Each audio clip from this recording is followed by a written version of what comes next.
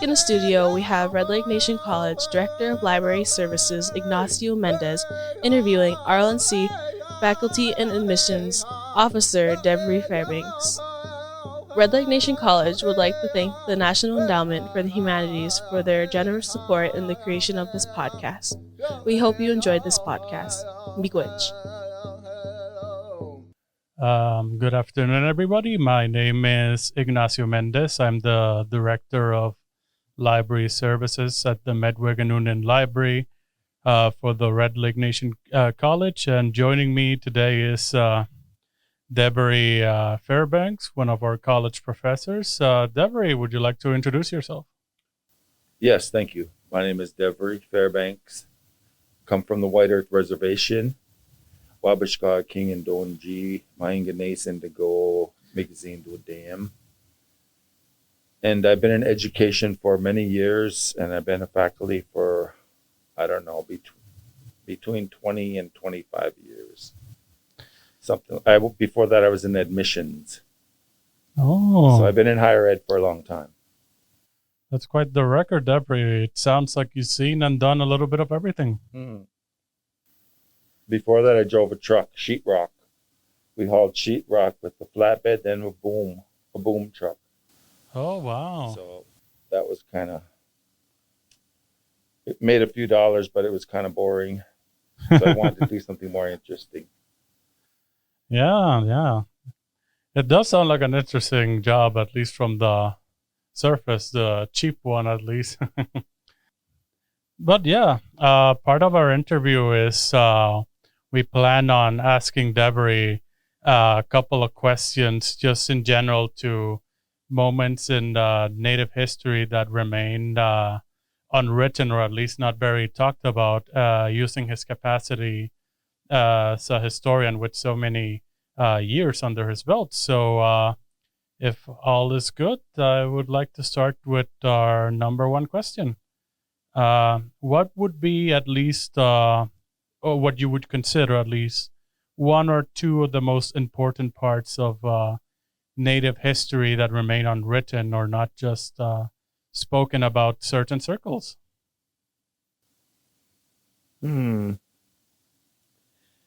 Well, there's a lot of information out now that was suppressed previously. The K through 12 American public school curriculum historically has not touched on Native history very much at all.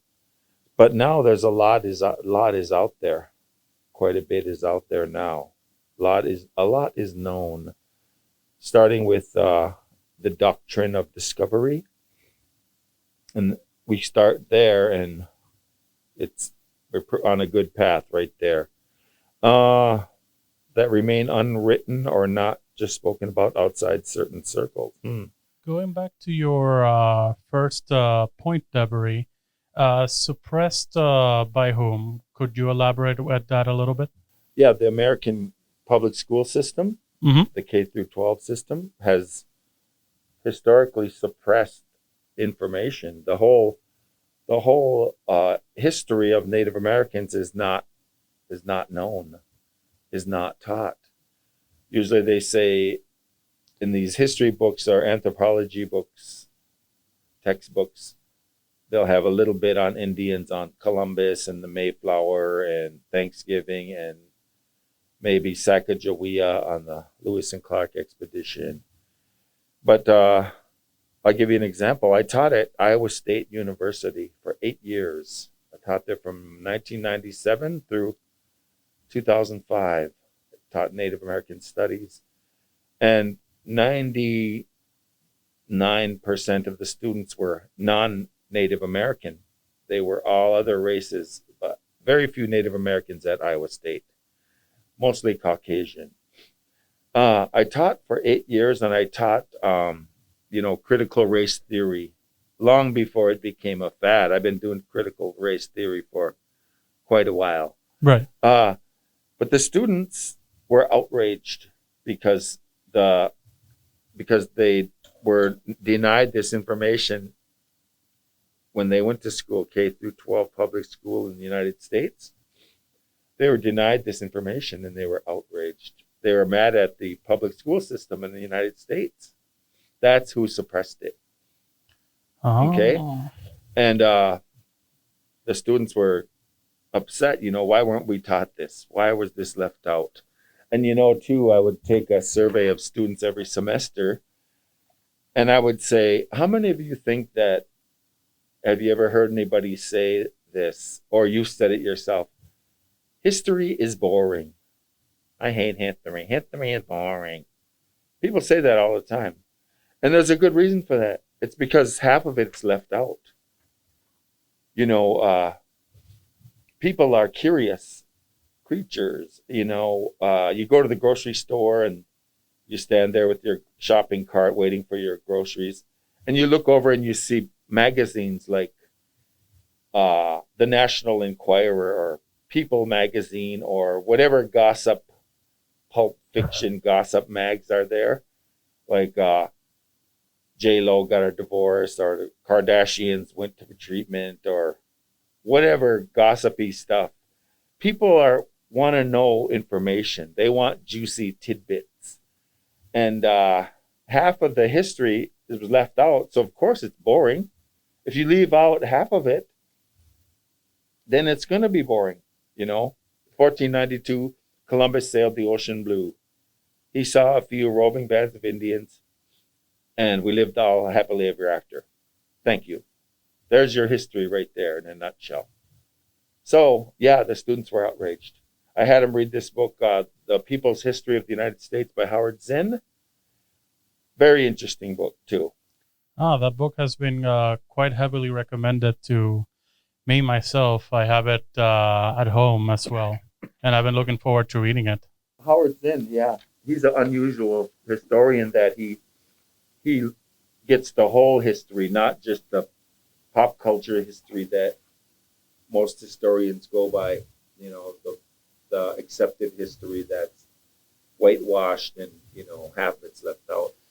And maybe one or two paragraphs, dedicated to the conflict, but nothing more. Yeah. And so there's quite a bit that's known now. There's not much that's unwritten anymore. Okay. That I know of. Right. Very good. Very good. And, the reaction of those students, you say that they were outraged. They were quite bothered by it. Was that something that,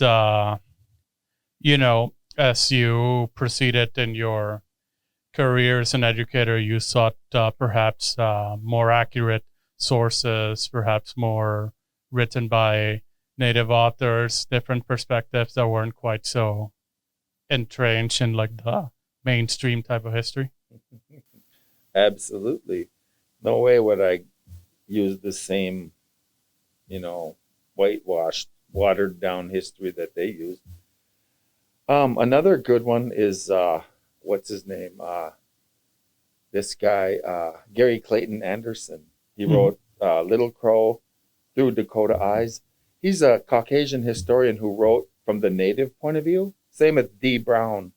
D. Brown wrote the book Bury My Heart at Wounded Knee. That's the first book that really tells it from the Native side of things. Right. That's really an eye-opener. But anyway, Gary Clayton Anderson, he wrote about history from the Native American point of view. Through Dakota Eyes is one of his titles of one of his books. So he actually used, and I'm sorry to interrupt you there briefly, but he actually used like credible sources that could talk from the Native perspective. Absolutely. He wasn't just your run-of-the-mill historian. He went up way, way beyond your average everyday U.S. history professor. He told the rest of the whole story, not just leaving half of it out. He told of the genocide and all the loss and the tragic stuff. He told that. He didn't whitewash it, And that's a very important point you're making, Devery. As a librarian, I understand quite well the value of the works that we have, or promote having a strong bibliographical records. There's a lot of information out there, and a lot of it always needs this consistent sources. More than ever, it's important to look at what sources you're using for your body of work, especially when it comes to history, since it can often be twisted or changed or used for propaganda, especially, which, as a historian, I'm sure you've seen many cases of it as well. Misleading propaganda. Yeah, there's quite a bit of that. Well, the whole idea of banned books. The reason why they ban the books, if any book is banned, that's the book you should read, because that's the book they don't want. They don't want that information out there. Same with Native history.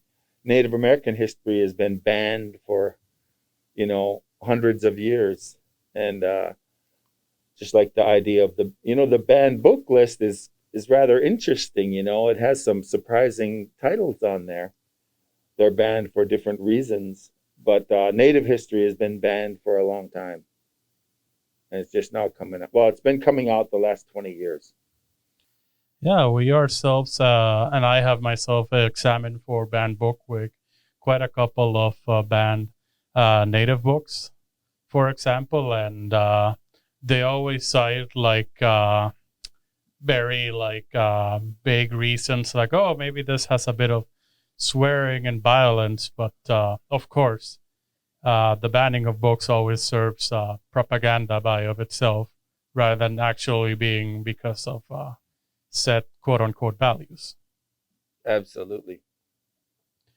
So regarding the K-12 topic we were talking about, and you experienced this yourself. What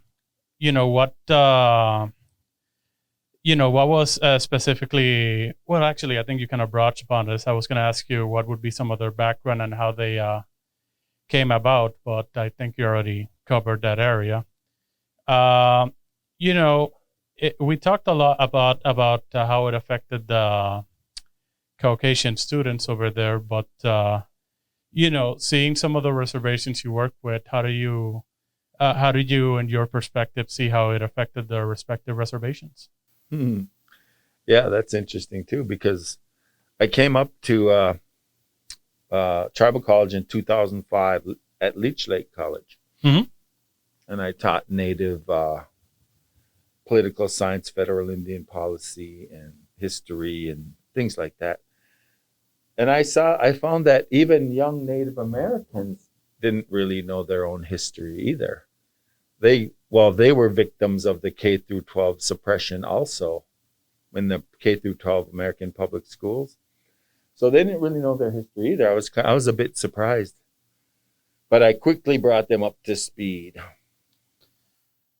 Right. And do you feel that afterwards leaves them to disassociating not just with the Caucasian culture, but also just like their overall own culture?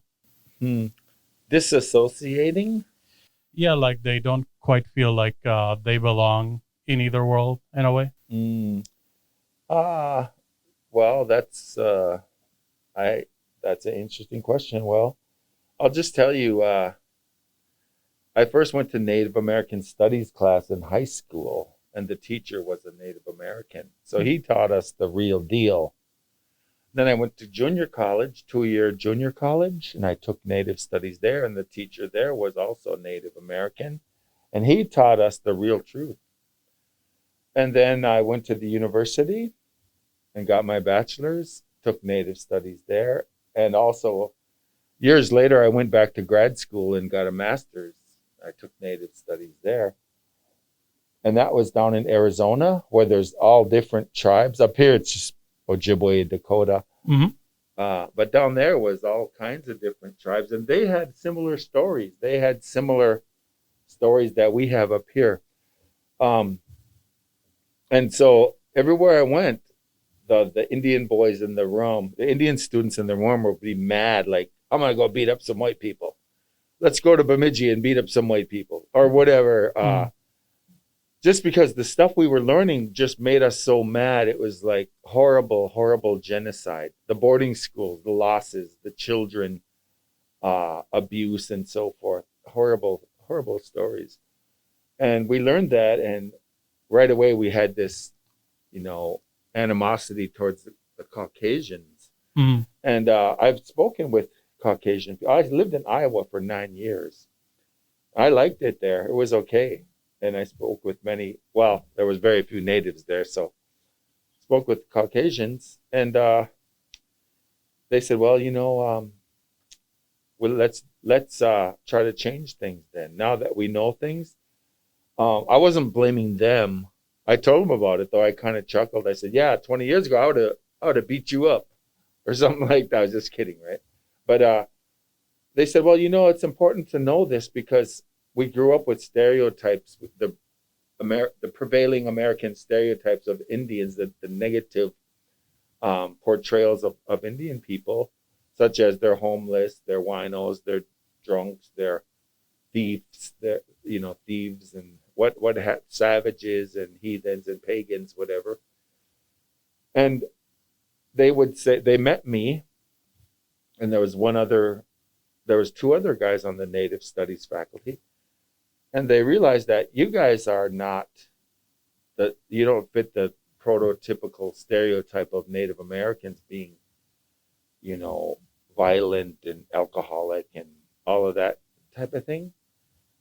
And they mainly said, we've been done a great disservice with this misleading history, telling us that we should hate Native Americans or that they're dirty or poor and we shouldn't associate with them, or they're drunks or whatever, and that they're bad people and we should shun them or something. Actually, you meet a Native American person, they're okay. They're not bad. I mean, they're just people. They're not going to come rob you of your wallet or stab you with a knife or something like that. And the guys would tell me, I even brought non-natives to the sweat lodge ceremony, and they loved it. Okay. But anyways, they said, only through awareness can we grow and heal and come together as a society. Because for many years, our parents told us, don't play with those Indian kids. Don't cross the street. Don't go over there. Don't, talk to them or whatever. They're bad people. They're dirty, whatever. And that's horrible. They were telling me, all my life I was told to avoid Native people or black people or something, whatever, Mexican people or, something like that, because they're dirty or whatever. And, but once you get to know them though, they're okay. They're not these evil, horrible creatures that you've been led to believe, And I think going back to our previous topic about the propaganda itself, can really be one of the dangerous side effects of it. It makes us see, what, for propaganda purpose, most convenience is mainstream culture. While, when you actually meet the people in hand, you find out they're just like, you and me. Absolutely. And, too, there is a difference in worldview, though. There really is. Right. And that's what I was gonna ask you about. Going back to my questions, and I think you kind of talked about this a little bit, about if you felt that the culture have changed, and if so, why? Well, we were forced from our lands and our homes. We had to make do with whatever we had, survive the best way we could. When I was a little kid, I was born in the 1950s. And when I was a little kid, we had an outhouse and a slop pail, and we didn't have a phone. We didn't have a car, and we was poor. We had a pump. We pumped water like from a well, and chopped wood for a wood stove and whatnot. When I was a little kid, I remember this. I think we got a phone when I was about 15 years old. I think was when we first got a phone in the house. Anyway, but yeah, there's the whole thing with the propaganda. Historically they didn't want to give Native people credit for anything. They didn't want to give Native people credit for contributing anything to the world. But Native people have contributed many things to the world. But the American school system wants to suppress that because they don't want to give Indians credit for anything, because then that would connotate that they're good citizens or they're contributing members of society. They want to propagate the notion that Indians are poor and they're bums and they're on welfare and they're not contributing to society at all, and that because the reason why they do that is because they want to justify the conquest of this country, taking this land. Say, oh, the Indians don't deserve it anyway, they're savages, they didn't contribute anything to society, they're savages, so they don't deserve it anyway. That's why they don't give Indians credit for anything. You have one Native hero in the whole history of America, Jim Thorpe, right? Everyone's heard of him. Well, conveniently he played sports, so it's easy to contribute that way, whatever. He wasn't a scientist. Or if Jim Thorpe was a nuclear physicist or geneticist or something that contributed much to medicine or science, they would have put him in the back closet somewhere. They wouldn't bring him up because they wouldn't want the idea that natives are actually intelligent or, brilliant minds or something. So it's easy to put him as a hero, whatever. But so then all these years, the party line was, don't listen to the Indians, don't talk to them, don't play with them, because they're nothing, they're nobody. And they use that, the American media uses that, and along with the American government and the American school system and the American churches, they all got together to be against the natives and say the party line is that they're nothing, and so we shouldn't respect them. Because of the myth of them, knowing what's best is shattered, then what are actually the foundations of the country they built with all that blood? Exactly, though. You look at the Spanish Inquisition in the West Indies, where they, the horrible genocide that they did there. Horrible, horrible. They don't teach that in school at all. No way. But it was horrible what they did to the native people there. Christopher Columbus even wrote in his journals, he wrote, well, to get financed, he had to write back reports to justify the money that they spent on him, his voyage. He wrote back in his journals, he said, they are the most polite, welcoming, benevolent, loving, kind-hearted people I ever saw. They don't have locks on their doors. They don't have weapons. They don't have jails. And he concluded his report by saying, they're just the nicest, friendliest people. With 50 men, we could subjugate them all. Wow. Because his whole thing was gold and riches and money. Right. And the bottom line was money. So these were nice people, but they had to go. And then the Cherokee removal, they had the assimilation, the 5 civilized tribes. They wanted the Indians to assimilate, become Christian, speak English, go to school, have their own businesses, join the American mainstream, and give up their Indian culture, Indian ways and language. And the Cherokee, the Creek, the Choctaw, the Chickasaw, and the Seminole became known as the 5 civilized tribes because they really took to the mandate of assimilation, and they had their own schools, churches, lawyers, doctors, teachers. They even had their own written language, their own newspaper. Mm-hmm. They were very much assimilated and doing quite well. And then they found gold on Indian land in Georgia, Cherokee land. All of a sudden, all bets were off. No matter how assimilated they were, didn't matter. They were redskins. They were Indian. And so they had to go. They didn't even get to have their own gold. They didn't get to enjoy the bounty of their riches of their own gold. They were kicked off their land. So the whole idea was greed. The whole, like they say, the money is the work of the devil or something, and that's true. The whole history of America is based on, their foreign policy isn't based on humanitarian ideals. Their foreign policy is based on their pocketbook, how much money they can steal from every country that they visit around the world. That's foreign policy for you, to get as many resources as they can from any country around the world. An excellent book to read is called The Ugly American. It was written in 1958. I was surprised they even wrote that book in America and it got published. Oh. It talked about Americans going around the world, planting a flag, installing puppet governments, and taking their resources. That's what the Russians did in Ukraine just this year. They blatantly went over there and invaded them.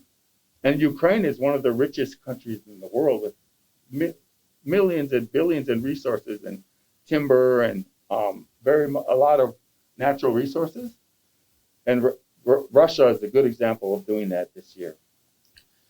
Thank you for that response, Devery. It was a very thorough response. And I think for my penultimate question, I guess, and I think you kind of broached this a little bit as well. Do you feel that a lot of the reservations learn from those experiences, those harsh experiences?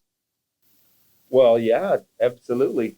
There's tribal colleges now, schools just for native. Well, no, tribal colleges that have open enrollment. Anyone can enroll at a tribal college, just that they happen to be located near Indian communities. So native people can relax and go to college and not feel threatened or abused or singled out or whatever. And they can have a relaxed atmosphere and go to school, higher ed. And so, yeah, they're learning quite a bit now. Absolutely. So they've learned to self-rely on each other more, is what I'm getting from your response? Well, yeah, we've also, in the civil rights era, Native people also stood up for their rights, their civil rights, treaty rights, human rights. And we've gotten lots of gains from that, but we're still fighting today, the water, the pipeline and the Standing Rock, Standing Rock, I went there 3 times. We took students here and elders from here. I went to Standing Rock 3 times in 2016, and we had no weapons. We had no guns, no weapons. The Army was there. Actually, the U.S. Army was there. The FBI, the tribal cops, state cops, local cops, every kind of police agency was there, and they all had guns. And they were shooting people with rubber bullets and big water hoses to knock them back. And we were there with tobacco, praying for the water, for the earth, for the land, for the future 7 generations. They're there to make money, to rape the earth of every nickel they can get out of the resources of the earth. And they're contaminating the earth with toxins when they make those pipelines with the chemicals they use, the mercury and all that. It poisons the earth. The pipeline was supposed to go through Bismarck, the capital of North Dakota. But the people of Bismarck said, no, hell no. We don't want that pipeline here. Put it down by the Indian reservation. Who cares, So the white people in Bismarck said, no, hell no. We don't want that here. That's dangerous. It's poisonous. Yeah. So they took it down to Standing Rock, which is 50 miles south of Bismarck. They said, yeah, we'll do it here. They're just Indians. Who cares, But Bismarck white people said it's dangerous. Indians tried to tell them that. They didn't listen. And they were there to make money. And they had guns and tanks and vicious German Shepherd attack dogs and everything. We had no weapons. We were peaceful. We had tobacco. We had pipes. We prayed. We were there, as a peaceful protest. And some people went to jail for, long jail terms from that. And they didn't do anything. They just resisted. That's all. And what we did is we sat down on the ground and let them come handcuff us, throw us in the paddy wagon. Peaceful resistance. We didn't fight with them, like wrestle with them or punch them, or we didn't do any of that. They're the ones that had all the guns. You wouldn't believe it. They had tanks, like armored car, half tracks, and military personnel carriers, whatever they're called. It was amazing. They pull out all stops. Well, thank you for your response there, Devery. And I guess for my final question, someone so steeped in Native American studies, how important do you think it is to learn not just about history and culture, but also how deep can the damage be if you don't, which I feel you already like talked about a little bit, but I wanted to see if you wanted to put like a finishing bow on that question. Well, I think people should get educated. People should know the truth. People should, like the students at Iowa State told me, if we would have knew this about natives years ago, we wouldn't have grew up hating them, because we would have known that they're just normal people. They're not these bad people that, they're made out to be. Like, they knew me. I took them to sweat lodge and everything, pipe ceremony, whatever. And they loved it. They thought it was very interesting. And the people were solemn, and they, I even took them to Day of the Dead in Des Moines, the state capital in Iowa. They had a Mexican community there. And the Day of the Dead is one of the most beautiful ceremonies you could ever see. They respect their dead people, whatever. Anyway, they learned a lot, and they realized that, you guys are not, Indians are not out to make money. We're not out to dig in the ground and take every piece of gold and silver out of the ground. We're not capitalists that way. We want to save the earth. We want to replenish the earth, not dam it up and put pipelines and use dynamite to blow up stuff and cut down all the trees so they can sell them. We're not about selling and making money like that. We're about, preserving what we have for the future generations. Right. Because before you know it, there'll be nothing left. Like in Minnesota, there's the Lost 40. Have you heard of the Lost 40? It's over here. 40 acres was missed by the surveyors. You go there, it's right over here. It's a state park now. There's great big giant trees there. Those surveyors missed 40 acres.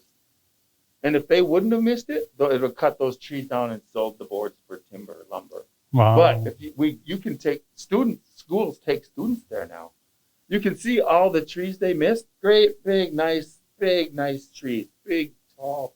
That's why they call it the Lost 40. You can look it up. They would have cut them trees down too. Those are beautiful trees. And they don't care though. They'd have cut them down in 2 seconds. They missed the 40. Look that up, Lost 40. It's right over here. It's about, I don't know, less than 100 miles from here towards Duluth. I went there. We took students there many years ago. But that's a good example of the ugly capitalist greed, that's horrible thing that's going on, throughout history, really.